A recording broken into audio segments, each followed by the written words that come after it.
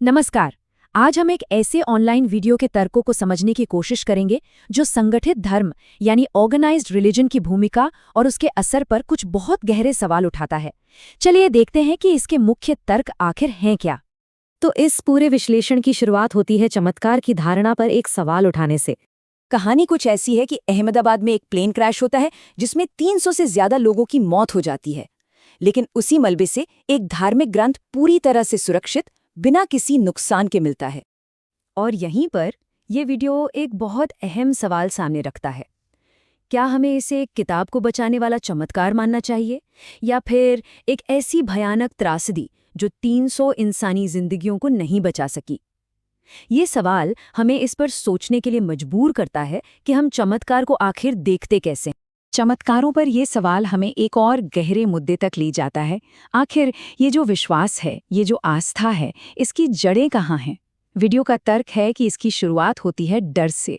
यह विश्वास के जन्म की एक पूरी प्रक्रिया समझाई गई है। सोचिए, हजारों साल पहले जब बिजली कड़कने जैसी किसी घटना का कोई साइंटिफिक कारण नहीं पता था तो लोग डर जाते थे। ये तो स्वाभाविक है।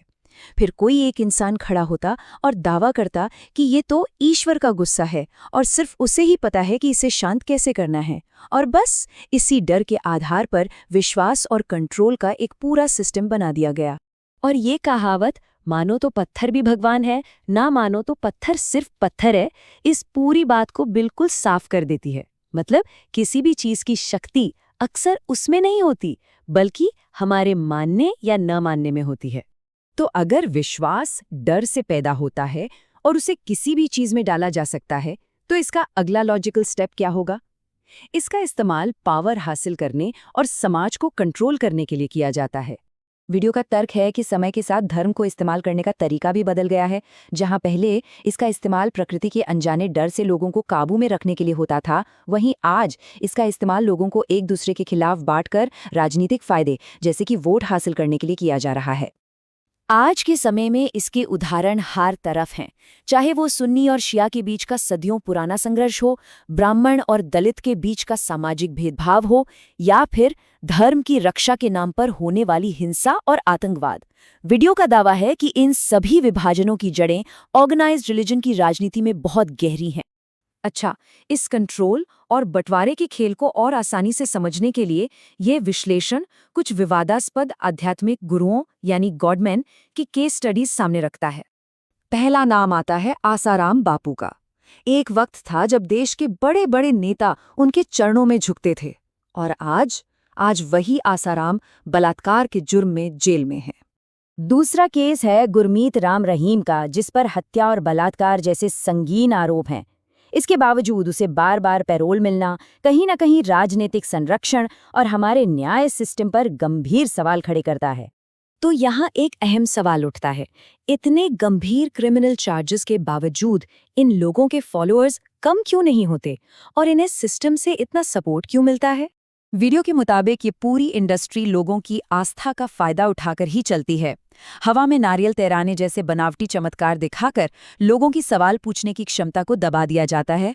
प्रवचनों के लिए लाखों की फीस वसूली जाती है और फॉलोअर्स को मोक्ष का सपना बेचकर खुद ऐशो आराम की जिंदगी जी जाती है। तो इन सब तर्कों के बाद वीडियो एक अलग रास्ते की तरफ इशारा करता है। एक ऐसा रास्ता जो आस्था पर नहीं बल्कि तर्क और विज्ञान पर आधारित है।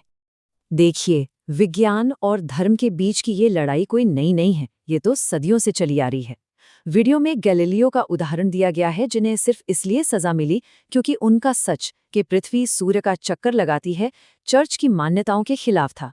ये साइंस और स्थापित धार्मिक विचारों के बीच के ऐतिहासिक टकराव को साफ दिखाता है। वीडियो ये भी बताता है कि आइंस्टाइन, न्यूटन और डॉक्टर कलाम जैसे महान वैज्ञानिक जो अपनी निजी जिंदगी में धार्मिक थे, उन्होंने भी अपने वैज्ञानिक काम को अपनी आस्था से हमेशा अलग रखा।